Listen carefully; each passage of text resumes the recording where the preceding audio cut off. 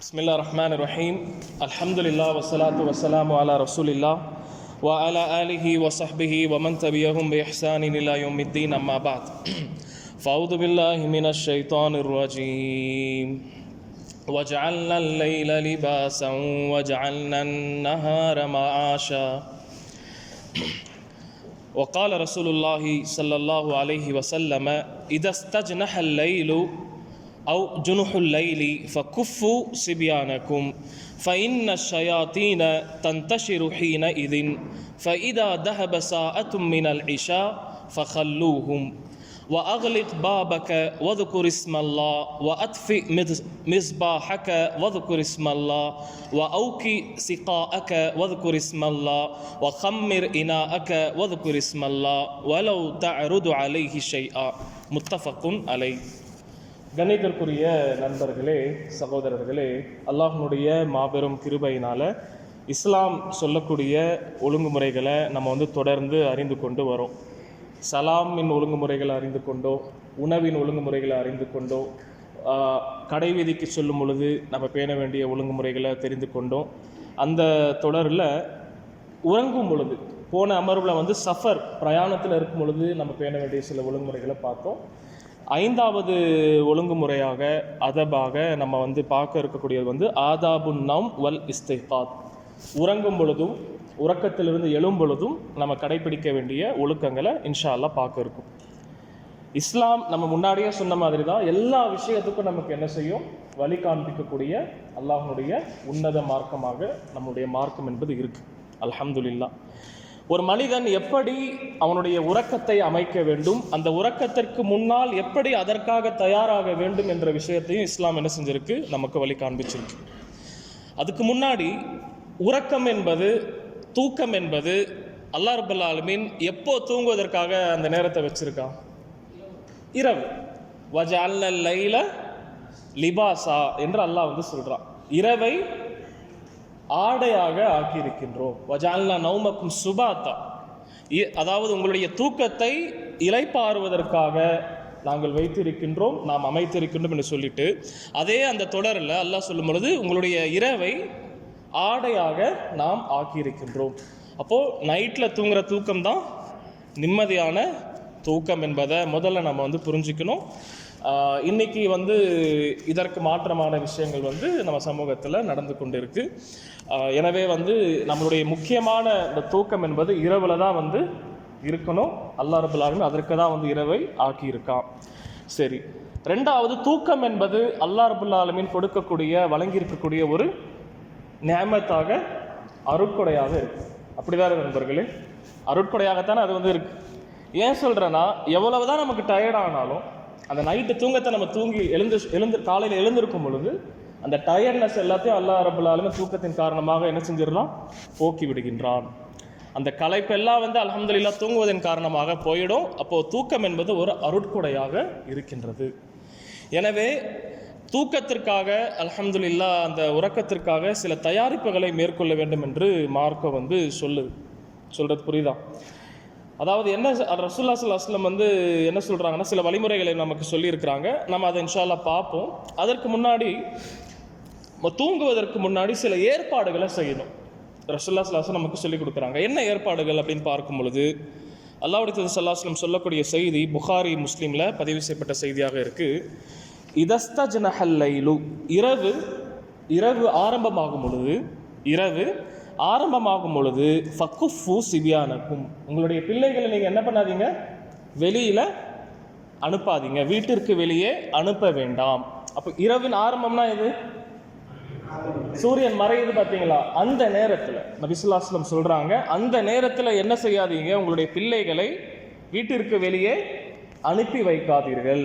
ஏன் தெரியுமா? ஃபஇன்ன ஷயாத்தீன தந்தஷிரு ஹீனஇதின், அந்த நேரத்திலே, அந்த பொழுதினிலே ஷைத்தான் என்ன செய்கிறான், ஷைத்தான்கள் வெளியே பரவ தொடங்குகின்றனர். எனவே அந்த நேரத்தில் உங்களுடைய பிள்ளைகள் என்ன செய்யாதீங்க, அந்த மகரிபுடைய நேரத்தில் வெளியில் அனுப்பாதீங்க, சூரியன் மறையக்கூடிய அந்த நேரத்தில் வெளியில் அனுப்ப வேண்டாம் என்று நபி ஸல்லல்லாஹு அலைஹி வஸல்லம் சொல்கிறாங்க. எதற்காக சொல்கிறாங்க? பிள்ளைகளுடைய பாதுகாப்பிற்காக சொல்றாங்க. ஷைத்தானினுடைய கேடு தீங்கு அந்த பிள்ளைக்கு ஏற்படக்கூடாது, நம்மளுடைய பிள்ளைகளுக்கு ஷைத்தானுடைய தீங்கு ஏற்படக்கூடாது என்பதற்காக நபி ஸல்லல்லாஹு அலைஹி வஸல்லம் இந்த விஷயத்தை சொல்லி இருக்கிறாங்க. சரி, ஃபஇதா தஹப ஸாஅத்தும் மினல் இஷா, இரவினுடைய பகுதி கழியும் பொழுது, மகரிப் நேரத்தில் சூரியன் மறையிற நேரத்தில் என்ன செய்யாதீங்க, பிள்ளைகளை வீட்டுக்குள்ளேயே வச்சுக்கோங்க, வெளியில் அனுப்பாதீங்க. அப்போ அந்த நேரம் முடியும் பொழுது, எப்போ முடியும், கொஞ்ச நேரம் கழித்து அந்த இரவெல்லாம், அதாவது நல்ல சூரியன் மறைஞ்சி கொஞ்சம் அந்த ஒரு கட்டத்தை அடையும் பார்த்தீங்களா, அந்த நேரத்தில் என்ன செஞ்சுக்கலாம், நம்ம வெளியில் அனுப்பி கொள்ளலாம். அதனுடைய சில பகுதிகள் கழிந்து விட்ட சமயத்திலே ஃபஹல்லூஹும், அவர்களை நீங்கள் வெளியே அனுப்ப விரும்பினால் அனுப்பி கொள்ளலாம். ஏன் அந்த குறிப்பாக அந்த நேரத்தில் சூரியன் மறையக்கூடிய அந்த தருவாயில் நம்ம என்ன செய்யக்கூடாதுன்னா பிள்ளைகளை வெளியில் அனுப்பக்கூடாது. வஅக்லிக் பாபக, அந்த நேரத்தில் நம்ம அந்த நேரத்திலும் சரி அல்லது நம்ம உறங்கக்கூடிய சமயத்திலும் சரி ரசூலுல்லாஹ் சொல்கிறாங்க, உங்களுடைய வாசப்படியை என்ன செய்யுங்க, அடைத்து விடுங்கள் அல்லாஹ்வுடைய பெயரை எடுத்து, பிஸ்மில்லான்னு சொல்லி கதவை மூடிக்கொள்ளுங்க. அதே மாதிரி வஅத்ஃபிஹு மிஸ்பாஹக, உங்களுடைய விளக்குகளையும் நீங்கள் அணைத்து விடுங்கள் அல்லாஹ்வுடைய பெயரை எடுத்து, பிஸ்மில்லா சொல்லி விளக்கையும் அணைத்து விடுங்கள். அதே மாதிரி வஅௌகி சிகாஅக வதுகுர் இஸ்மல்லா, தண்ணீர் பையையும் என்ன செய்யுங்க, நல்ல அழகான முறையில் சுருக்கிட்டு விடுங்க அல்லாஹ்வுடைய பெயரை எடுத்து. அதே மாதிரி வஹம்மிர் இனா அக்க, பாத்திரத்தையும் என்ன செஞ்சு விடுங்க, மூடி விடுங்கள் அல்லாஹ்வுடைய பெயரை எடுத்து. அப்படி மூட முடியவில்லை என்றாலும் ஏதாவது ஒரு பொருளையாவது அது மேலே வைத்து நீங்கள் என்ன செஞ்சிருங்கன்னா அதை அடைத்து விடுங்கள் என்று அல்லாஹ்வுடைய, அதாவது திறந்த மாதிரி இருக்கக்கூடாது என்று அல்லாஹ்வுடைய தூதர் ஸல்லல்லாஹு அலைஹி வஸல்லம் சொல்லி இருக்கிறாங்க. அப்போ எனவே தூங்குவதற்கு முன்னாடி இந்த விஷயங்கள் எல்லாம் நம்ம என்ன செய்யணும், நம்ம செய்யணும். இந்த ஹதீஸ்ல இருந்து நம்ம இதையும் புரிஞ்சுக்கலாம், நபி ஸல்லல்லாஹு அலைஹி வஸல்லம் காலத்தில் சீக்கிரமாக தூங்கிடுவாங்க, இஷா முடிஞ்ச உடனே என்ன பண்ணிடுவாங்க, தூங்கிடுவாங்க. சரியா? ஆனால் நம்மளுடைய தூக்கம் இன்னைக்கு சுப்ஹானல்லாஹ் என்ன ஆயிடுச்சு, இஷா முடிஞ்ச பிறகு தான் நம்மளுடைய பொழுது தொடங்குற மாதிரி இருக்குது. நம்ம பேசிக்கிட்டு நம்ம அந்த மாதிரியான விஷயங்கள்ல நம்ம இருக்கிறோம். எனவே ரசூலுல்லாஹி ஸல்லல்லாஹு அலைஹி வஸல்லம் காலத்தில் இஷாவுக்கு முன்னாடி தூங்குறத ரசூலுல்லாஹி ஸல்லல்லாஹு அலைஹி வஸல்லம் இருக்கக்கூடியவங்களாக இருந்தாங்க. இஷாவிற்கு பிறகு தூங்காமல் இருந்து விடிய விடிய பேசி கொண்டு இருக்கிறத நபி ஸல்லல்லாஹு அலைஹி வஸல்லம் இருக்கக்கூடியவங்களாக இருந்தாங்க. சொல்றது புரியுதா? அப்போ இஷாவுக்கு பிறகு தூங்கி விட வேண்டும் என்று மார்க்கம் நமக்கு சொல்லுது. ஏன் சொல்லுது? சீக்கிரமாக தூங்கிட்டோம்னா ஃபஜர் தொழுகைக்கு எந்திரிச்சிடலாம், காலையில் எழுந்திருந்து நம்மளுடைய காலை கடனை சரியாக நம்ம நிறைவேற்றலாம் என்ற அடிப்படையில் தான் நபி ஸல்லல்லாஹு அலைஹி வஸல்லம் சொல்கிறாங்க. அப்போ இதில் சொல்லப்பட்ட விஷயங்களை நம்ம கவனிக்கும் பொழுது நம்மளுடைய கதவை அடைத்து விட வேண்டும். ஏன்னா அடைக்கப்பட்ட கதவுக்குள்ளே ஷைத்தான் வரமாட்டான். அதே மாதிரி நம்மளுடைய விளக்கை அணைத்துடணும், நம்மளுடைய லைட்ஸ் எல்லாம் ஆஃப் பண்ணிட்டு தூங்கும்போது பிஸ்மில்லா சொல்லி பண்ணணும். இப்போ அந்த காலத்தில் விளக்கு என்பது சொல்கிறது புரியுதா, திரியின் அடிப்படையில் இருக்கக்கூடிய அந்த நெருப்பினாலான ஒரு விளக்காக தான் இருந்துச்சு. அதை நம்ம ஏன் பிஸ்மில்லா சொல்லணும்னா அல்லாஹ்வுடைய பாதுகாப்பு இருக்கும். ஏன்னா அந்த நேரத்தில் ஓலை கொட்டாய்கள் இப்படிப்பட்ட வீடுகளாகத்தான் அன்னைக்கு இருந்துச்சு. திடீரென்று அந்த நெருப்பு அப்படியே ஓலையில் பரவி, சொல்கிறது புரியுதா, ஏதாவது ஆக வாய்ப்பு இருக்குது என்பதனால நம்ம அல்லாஹ்வுடைய பெயர் எடுத்தோம்னா அல்லாஹ்வுடைய பாதுகாப்பு நமக்கு கிடைக்கும் என்ற ரீதியில் நபி ஸல்லல்லாஹு அலைஹி வஸல்லம் சொல்கிறாங்க. ஆக நாமும் என்ன செய்யணும், இன்றைக்கி நமக்கு விளக்குகளாக லைட்ஸ்லாம் இருக்குது, அதை ஆஃப் பண்ணும் போதும், ஏன்னா இன்றைக்கி கூட எலக்ட்ரிக் சர்க்யூட் ஆக வாய்ப்பு இருக்குது. அப்படி தானே நண்பர்களே? திடீரென்று எலக்ட்ரிக் சர்க்யூட் ஆச்சுன்னா என்ன ஆகிடும், வீடு எரிய வாய்ப்பு இருக்குது. எனவே பிஸ்மில்லா சொல்லி நம்ம செய்யணும், நம்முடைய விளக்கைகளை அணைக்கணும், நம்மளுடைய பாத்திரங்களை திறந்த வெளியில் நம்ம என்ன செய்யக்கூடாதுன்னா வைக்கக்கூடாது. அதையே நம்ம மூடிவிட்டு நம்மளுடைய அந்த இரவு உறக்கத்திற்காக நாம் நம்மை தயார்படுத்தி கொள்ள வேண்டும். இதைத்தான் நபி ஸல்லல்லாஹு அலைஹி வஸல்லம் இந்த ஹதீஸில் நமக்கு சொல்கிறாங்க. ஆக நாமும் இன்ஷா அல்லாஹ் என்ன பண்ணணும், இந்த விஷயங்களை ஃபாலோ பண்ணணும். சரி, அடுத்ததாக ஒது எடுத்து விட்டு நம்ம உறங்குவதற்கு முயற்சி பண்ணணும்.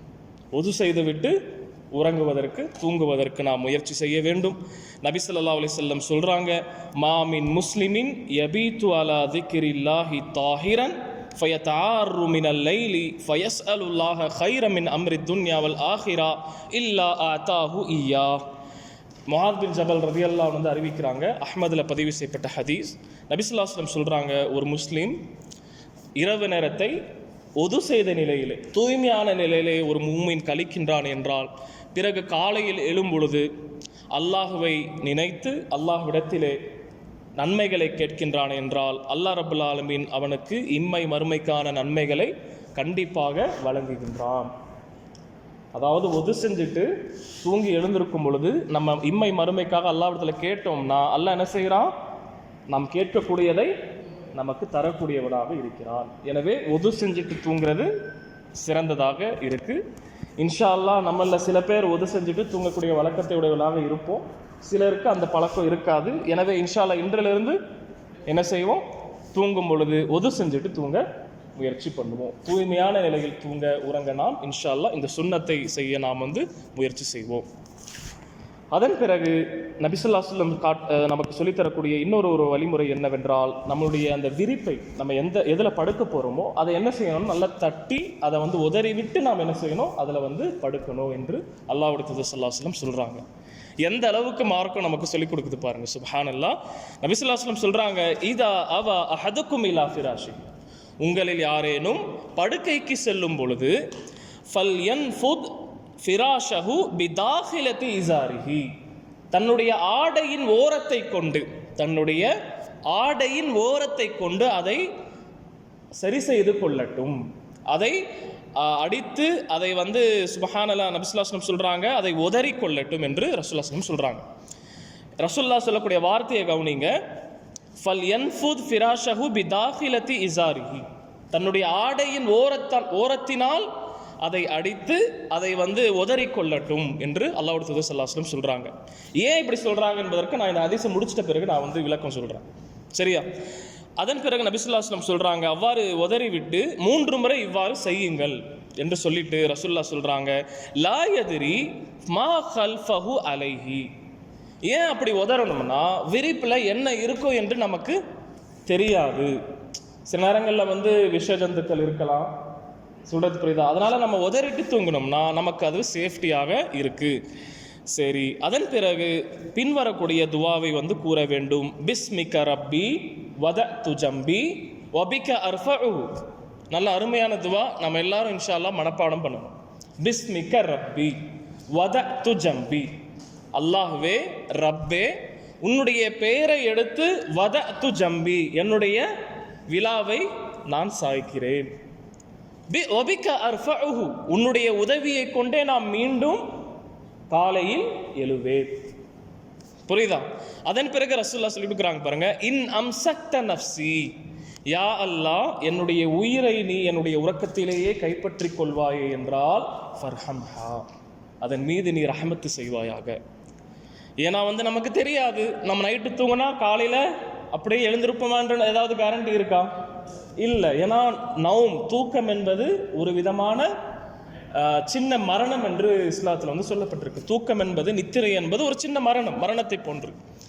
அதனால தான் நபி ஸல்லல்லாஹு அலைஹி வஸல்லம் சொல்றாங்க, இன் அம்சக்த நஃப்ஸி, யா அல்லாஹ் என்னுடைய நஃப்ஸை அனுப்பாமல் நீயே வைத்துக் கொள்வாயே என்றால் அதன் மீது நீ அருள் செய்வாயாக. வ இன் அர்சல்தஹா, அதை நீ அனுப்பி வைப்பாயே என்றால், சொல்றது புரியுதா?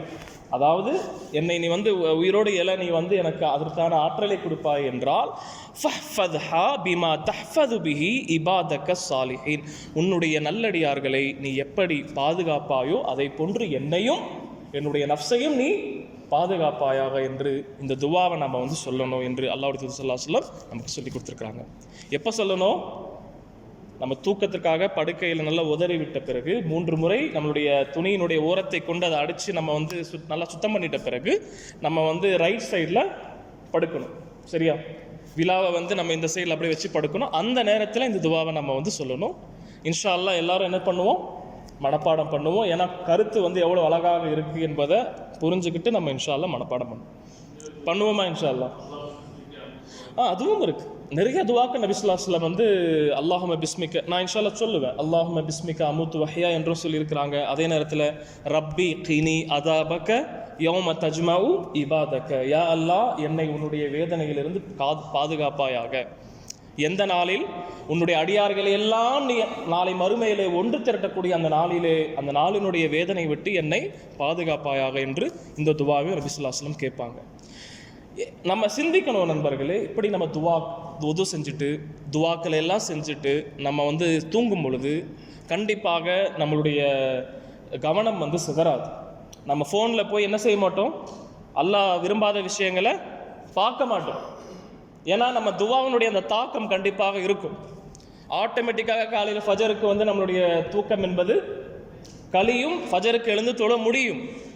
அதற்கு இந்த துவா நமக்கு வழிவகுக்கும், ஒரு ஆற்றலை நமக்கு கொடுக்கும் இன்ஷா அல்லாஹ். எனவே துவா ஓதிட்டு நம்ம தூங்கணும்னா இன்னும் நிறைய துவாக்கள் இருக்கு. குலவுல்லாஹதும் நம்ம வந்து நான் இன்ஷா அல்லாஹ் சொல்கிறேன். இப்படி நம்ம செஞ்சோம்னா கண்டிப்பாக நம்ம ரூஹ், அதாவது நம்மளுடைய ஒரு ஸ்பிரிச்சுவல் ஸ்ட்ரென்த் கிடைச்சி நம்ம வந்து தூங்குவோம். தூங்கி கரெக்டாக இன்ஷா அல்லாஹ் நம்ம காலையில் எழுந்து காலை கடனை நாம் சரியாக, அந்த கடமையை சரியாக நாம் நிறைவேற்றுவதற்கு அது நமக்கு வழிவகுக்கும். அப்போது இந்த துவாவை எல்லாரும் மனப்பாடம் பண்ணுவோமா இன்ஷா அல்லாஹ்? போன வாரம் நான் ஒரு துவா மனப்பாடம் பண்ண சொன்ன ஞாபகம் இருக்கா? சஃபரில் ஒரு பிரயாணியை வழி அனுப்பும் பொழுது நம்ம என்ன துவா சொல்லணும்? அஸ்தௌதியுல்லா தீனக வ அமானதக வ கவாதீம அமலிக்க. ஏன் மனப்பாடம் பண்ணல? இன்ஷா அல்லாஹ் பண்ணுவோம். சரியா? ஈஸி தானே நண்பர்கள். ஒரு வாக்கியம் கூட இல்லை, நம்ம எழுதிட்டோம்னு வைங்களேன், 2 இதை கூட அதை வந்து தாண்டாது. மனப்பாடம் பண்ணுவோம் இன்ஷா அல்லாஹ். முயற்சி செஞ்சால் முடியாதது ஒன்றும் இல்லை. என்னால் முடியாதுன்னு நினைக்க வேண்டாம், என்னால் முடியும். நான் இது சொல்கிறனால ரசூலுல்லாஹ்வுடைய சுன்னத்தை ஃபாலோ பண்ணேன்ற இதுவே அந்த நிம்மதியும் எனக்கு கிடைக்கும். 2வது நாளைக்கு மறுமையில் அதனுடைய நன்மையும் எனக்கு கிடைக்கும் என்பதனால முயற்சி பண்ணுவோம். அல்லாஹ் ரப்புல் ஆலமீன் என்ன செய்வான்? லேசாக்குவான். அதே மாதிரி தான் இந்த துவாவையும் மனப்பாடம் பண்ணுவோம். பிஸ்மிக ரப்பி வதஅது ஜம்பி வபிக அர்ஃபஉஹு இன் அம்சக்தஹா ஃபர்ஹம்ஹா இன் அம்சக்த நஃப்ஸி ஃபர்ஹம்ஹா வ இன் அர்சல்தஹா ஃபஹ்ஃபத்ஹா கமா தஹ்ஃபது இபாதக ஸாலிஹீன் என்ற துவா இன்ஷா அல்லாஹ் மனப்பாடம் பண்ணுவோம். அல்லாஹ் ரப்பல் ஆலமீன் அதற்குரிய பாக்கியத்தை அனைவருக்கும் தருவானாக. சரி, இப்போது இந்த ஹதீஸில் நான் என்ன சொல்லியிருந்தேன்? படுக்கைக்கு செல்லும் பொழுது விரிப்பை என்ன செய்யணும்? ஆடையின் ஓரத்தை கொண்டு அதை உதறிவிட வேண்டும் என்று நபி ஸல்லல்லாஹு அலைஹி வஸல்லம் சொல்கிறாங்க. 3 முறை அந்த மாதிரி செய்யணும். இந்த இடத்துல ரசூலுல்லாஹ் என்ன பயன்படுத்துகிறாங்கன்னா, பிதாஹிலத்து இசாரிஹி, தன்னுடைய கீழ் ஆடையின் ஓரத்தை கொண்டு என்ன செய்யணும்? அதனுடைய உள்பகுதியை கொண்டு அதனுடைய ஓரத்தில் நீங்கள் தட்டிக்கோங்க அப்படின்னு சொல்கிறாங்க. ஃபர்ஸ்ட் என்ன சொல்கிறாங்க? ஆடை மேல் பகுதியிலே இல்லை, அதை அப்படியே கீழ்ப்பதியாக ஆக்கி கொண்டு அதில் ஓரத்தில் நம்ம வந்து தட்டிக்கணும். ஏன் இப்படி சொல்கிறாங்கன்னா, அது அழுக்காகக்கூடாது என்பதற்காக. அப்படி அழுக்கானாலும் உள்ளுக்குள்ளே இருக்க பகுதி அழுக்காகிக்கிட்டோம், வெளியில் இருக்க பகுதி சுத்தமாக இருக்கும் என்பதற்காக ஒரு நுணுக்கம் அதில் சொல்லப்பட்டிருக்கு. 2வது என்னன்னா, அந்த மாதிரி நம்ம ஆடையில் இது பண்ணும் பொழுது கை வந்து பாதுகாப்பாக இருக்கும். நம்ம கையில் உதறதை விட நம்மளுடைய ஆடையில் உதறும் பொழுது அதில் விஷஜந்துக்கள் இருந்தாலும் கையில் படாது, ஆடையில் பட்டு அது வந்து இதாகிடும், ஈஸியாக அது வந்து இருக்கும் என்பதற்காக நபி ஸல்லல்லாஹு அலைஹி வஸல்லம் இந்த மாதிரி சொல்கிறாங்க. நான் சொல்கிறது புரியுதா? ரசூலுல்லாஹ் என்ன சொல்கிறாங்க? நம்ம வந்து படுக்கிறதுக்காக போகும் பொழுது நம்மளுடைய விரிப்பை வந்து சுத்தம் பண்ணணும். எதை கொண்டு சுத்தம் பண்ணணும்? ஆடையை கொண்டு சுத்தம் பண்ணணும். குறிப்பாக ரசூலுல்லாஹ் வந்து கீழே அங்கேன்னு சொல்கிறாங்க. ஏன்னா அந்த காலத்தில் நமக்கு இன்னைக்கு இருக்கிற மாதிரி ஆடைகள் அவங்களுக்கு அதிகமானதாக அவங்கக்கிட்ட இல்லை.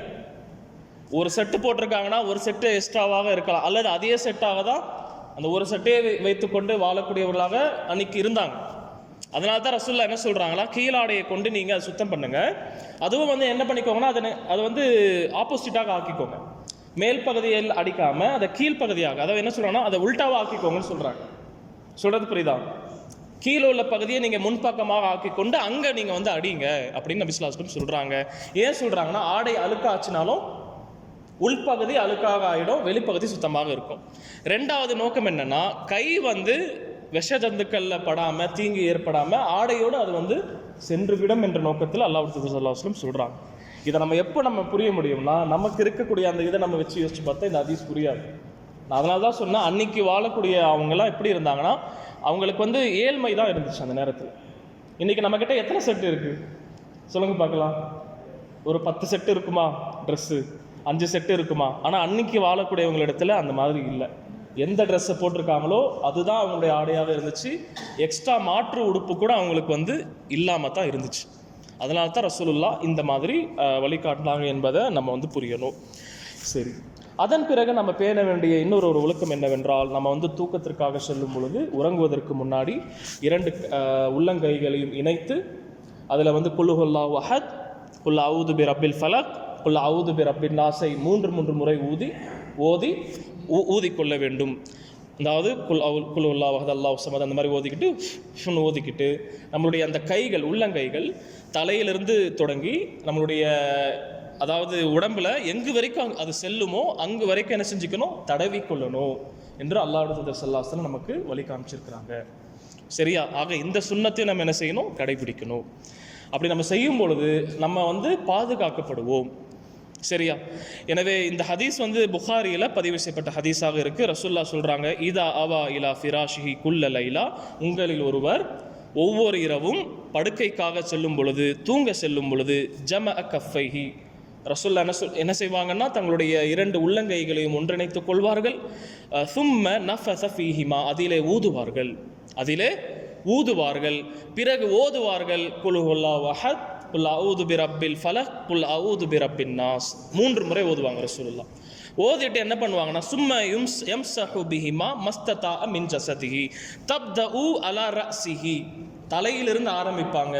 அதன் பிறகு முகம், அதன் பிறகு உடலில் இருக்கக்கூடிய பகுதி, அந்த ஆரம்பத்தில் இருக்கக்கூடிய அந்த பகுதி எது வரைக்கும் தங்களுடைய கரங்கள் செல்லுமோ அதுவரையில் என்ன செய்வாங்க, உடம்பில் தடவிக்கொள்வார்கள் என்று இந்த ஹதீஸ் அறிவிக்கக்கூடிய சஹாபி ஆயிஷா ரதியல்லாஹு அன்ஹா சொல்கிறாங்க.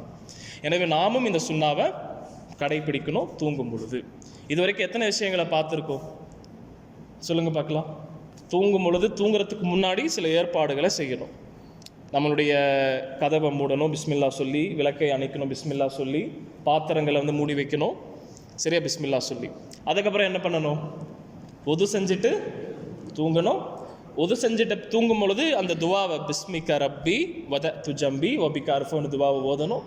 அதன் பிறகு நம்மளுடைய விரிப்பை தட்டணும்.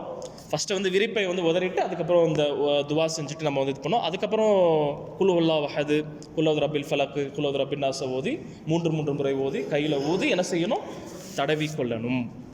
இந்த சுன்னாவை இன்ஷா அல்லாஹ் நம்ம கடைபிடிக்கணும். எல்லாருக்கும் குல் ஹுவல்லாஹு தெரியும் தானே? அல்ஹம்துலில்லாஹ். தொழுகையில் பிஸ்மில்லா அல்லாஹ் அக்பர் என்று சொல்லி அல்ஹம்து சூராவுக்கு பிறகு நமக்கு முதல்ல ஞாபகம் வரக்கூடிய சூரா குல் ஹுவல்லாஹு தான், அல்ஹம்துலில்லாஹ். சரியா? மற்ற சூறாலாம் ஞாபகம் வராது, குல் ஹுவல்லாஹு தான் ஞாபகம் வரும், அல்ஹம்துலில்லாஹ். குல் அஊது ரப்பில் ஃபலக் தெரியும்ல, அல்ஹம்துலில்லாஹ். குல் அஊது ரப்பின் நாஸ் தெரியும்ல. இன்ஷா அல்லாஹ் இந்த எத்தனை வாட்டி ஓதணும், 3 வாட்டி ஓதணும். ஓதிட்டு கையில் ஊதிக்கிட்டு தடவி கொள்ளணும் இன்ஷா அல்லாஹ். அது நம்ம மொத்தமாக ஓதிக்கலாம். ஆமாம், மொத்தமாக, அதாவது குல் ஹுவல்லாஹு அஹத், குல் அஊது பிரப்பில் ஃபலக் தனித்தனியாகவும் நீங்கள் ஓதலாம், அல்லது மொத்தமாகவும் ஓதி என்ன செஞ்சுக்கலாம், கையில் ஊதிக்கிட்டு தடவி கொள்ளலாம் இன்ஷா அல்லாஹ். சரி, அடுத்த ஒரு விஷயம் என்னென்னா, ஆயத்துல் குர்சியை பற்றி வரக்கூடிய சம்பவம், ஒரு வரலாற்று சம்பவம் வருது. ஒரு முறை என்ன நடக்குதுன்னா, அபூ ஹுரைரா ரலியல்லாஹு அன்ஹு அறிவிக்கிறாங்க. இதை கவனிங்க இன்ஷா அல்லாஹ். என்ன செய்கிறாங்கன்னா, வக்கலனி ரசூலுல்லாஹ் பிஹிஃப்ஸ் ஜக்காத்தி ரமதான். இந்த ஹதீஸில் நிறைய படிப்பினைகள் இருக்குது, கொஞ்சம் கவனமாக கேளுங்க. அல்லாஹ்வுடைய தூதர் ஸல்லல்லாஹு அலைஹி வஸல்லம் ரமதானுடைய ஜக்காத்திற்காக எனக்கு பொறுப்பை நியமித்தார்கள். ஒரு ரமதானுடைய ஜக்காத்துக்காக எனக்கு பொறுப்பை கொடுத்து பைத்துல் மால்ல கண்காணிக்கக்கூடிய ஒரு பொறுப்பை எனக்கு கொடுத்தாங்கன்னு யார் சொல்கிறாங்க? அபூ ஹுரைரா ரலியல்லாஹு அன்ஹு சொல்கிறாங்க. ரமதானுடைய ஜக்காத்னா என்ன அர்த்தம்னா, ஜக்காத்துல் ஃபித்ர், சதகத்துல் ஃபித்ர், ஃபித்ராவுடைய பொறுப்பை கொடுத்து அதை கண்காணிக்குமாறு ரசூலுல்லாஹி ஸல்லல்லாஹு அலைஹி வஸல்லம் நியமிக்கும் பொழுது, ஃபஅதானி ஆத்தின், ஒரு மனிதன் அந்த நேரத்திலே, ஒரு நபர் வருகை தந்து அந்த உணவுப் பொருட்களை தன்னுடைய கைகளால் அதை அல்ல முற்பட்ட நேரத்தில் நான் அவனை போய் பிடிச்சிட்டேன். கண்காணிப்புக்காக என்ன பண்ணுறாங்க, ரசூலுல்லாஹ் அபூ ஹுரைரா ரலியல்லாஹு அன்ஹு நியமிக்கிறாங்க. அந்த நேரத்தில் திடீரென்று ஒருத்தன் உள்ள அந்த உணவுப் பொருளை திருட முயற்சி பண்ணுறான். அந்த நேரத்தில் அபூ ஹுரைரா ரலியல்லாஹு அன்ஹு சொல்கிறாங்க, நான் அவனை போய் பிடிச்சிட்டேன், தடுத்துட்டேன். அந்த நேரத்தில் நான் என்ன சொன்னேன்னா, நான் ரசூலுல்லாஹ் இடத்துல உன்னை நாளைக்கு கூட்டிகிட்டு போகிறேன் அப்படின்னு சொல்லும்போது அவன் சொன்னான், அந்த நபர் என்ன சொன்னான்னா, நான் மிக ஏழையாக இருக்கிறேன், எனக்கு குடும்பம் பிள்ளைகள்லாம் இருக்குது, எனக்கு தேவைகள் இருந்தனால தான் நான் என்ன செஞ்சேன், இந்த உணவுப் பொருட்களை நான் எடுத்துகிட்டு போக முயற்சி பண்ணேன். எனவே ரசூலுல்லாஹ் இடத்துல என்னை கூட்டிகிட்டு போகாதீங்கன்னு சொல்லும்போது கருணைப்பட்டு என்ன பண்ணிடுறாங்க, அபூ ஹுரைரா ரலியல்லாஹு அன்ஹு அவனை விட்டுடுறாங்க. காலை விடியுது. நபி ஸல்லல்லாஹு அலைஹி வஸல்லம் அபூ ஹுரைரா ரலியல்லாஹு அன்ஹு கேட்குறாங்க, நேற்று உன்னிடத்துல வந்த அந்த நபர் அவன் மிகப்பெரிய பொய்யன், அவன்கிட்ட என்ன சொன்னான் அப்படின்னு நபி ஸல்லல்லாஹு அலைஹி வஸல்லம் கேட்கும் பொழுது நடந்த விஷயத்த சொல்கிறாங்க. இந்த மாதிரி அவன் ஒரு ஏழை, அவனுக்கு தேவை இருந்தது என்பதனால நான் இந்த மாதிரி எடுக்க வந்துட்டேன், என்கிட்ட சொல்லி என்கிட்ட இந்த மாதிரி கெஞ்சி கேட்டான், எனவே நான் கருணை விட்டு அவனை என்ன செஞ்சுட்டேன், மன்னித்து நான் விட்டுட்டேன் அல்லாஹ்வின் தூதரே என்று சொல்லும்போது ரசூலுல்லாஹ் சொல்கிறாங்க, அவன் மிகப்பெரிய பொய்யன், இன்னைக்கும் வருவான் அப்படின்னு நபி ஸல்லல்லாஹு அலைஹி வஸல்லம் சொல்கிறாங்க. என்ன சொல்றாங்க, நேற்று வந்து நீங்க சொல்லிட்டீங்க, அதோடு நிற்க மாட்டான், இன்னைக்கும் அவன் என்ன செய்வான், மறுபடியும் வருவான் என்று சொல்லும் பொழுது ரசூலுல்லாவுடைய வார்த்தையை நம்பி என்ன பண்றாங்கன்னா அவனை வந்து எதிர்பார்த்துக்கிட்டு இருக்காங்க. அன்று இரவு அபூ ஹுரைரா ரலியல்லாஹு அன்ஹு திரும்பவும் அவன் வந்து என்ன பண்றான்னா அதே மாதிரி திருட முயற்சி பண்றான். அதே மாதிரி அபூ ஹுரைரா என்ன பண்றாங்க, அவனை பிடிக்கிறாங்க. ரெண்டாவது நாளும் அவன் என்ன சொல்றான்னா, நான் வந்து ஏழை, எனக்கு வந்து குடும்பம் பிள்ளை எல்லாம் இருக்கு, இனிமேல் இருந்து நான் வந்து வரமாட்டேன். நான் ஃபர்ஸ்ட் வாட்டி சொன்னேன், ரெண்டாவது வாட்டியே வந்துட்டேன், எனக்கு தேவை இருந்துச்சு, ஆனால் இன்னைக்கு இதுக்கப்புறம் நான் என்ன செய்ய மாட்டேன், வரமாட்டேன் என்று சொல்லும்போது அபூ ஹுரைரா என்ன பண்ணிடுறாங்க, இறக்கப்பட்டு அவனை வந்து விட்டுடுறாங்க. ரெண்டாவது நாளும் நபி ஸல்லல்லாஹு அலைஹி வஸல்லம் கேட்குறாங்க, அதையே அபூ ஹுரைரா ரிப்பீட் பண்ணுறாங்க. ரசூலுல்லாஹ் மறுபடியும் சொல்கிறாங்க, இன்று இரவும் அவன் என்ன செய்வான், வருவான், அவன் மிகப்பெரிய பொய் அப்படின்னு சொல்கிறாங்க.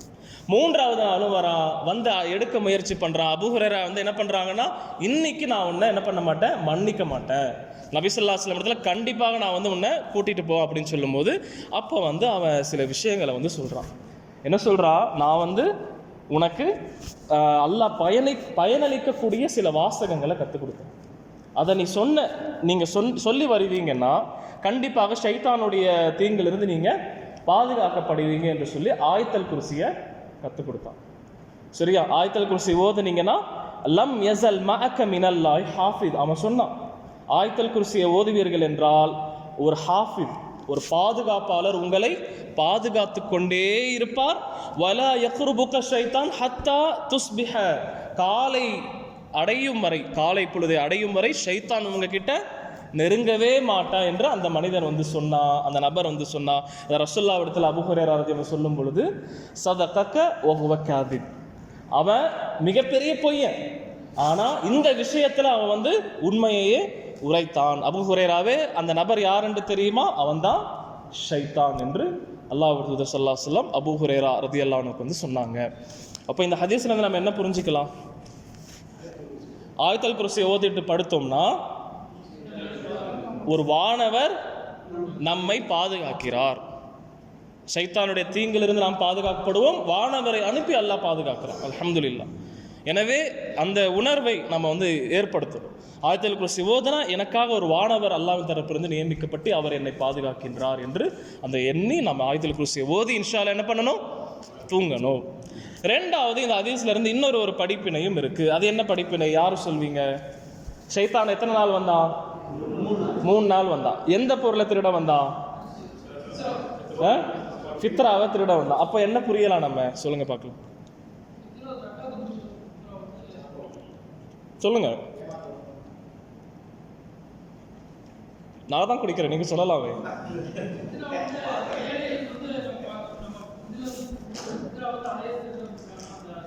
எனக்கு புரியலையே, நான் திரும்ப ரிப்பீட் பண்றேன். ஷைத்தான் எத்தனை நாள் தொடர்ந்து வந்தா, 3 நாள் வந்தான். அபூ ஹுரைரா ரலியல்லாஹு அன்ஹு வந்து ரசூலுல்லாஹ் என்ன பொறுப்பு கொடுத்தாங்க, ஃபித்ரா பொருட்களை பாதுகாப்பதற்காக கொடுத்தாங்க. 3 நாள் ஷைத்தான் வரான், புரியுதா? அப்ப இதுல இருந்து என்ன புரியலாம், ஃபித்ராவை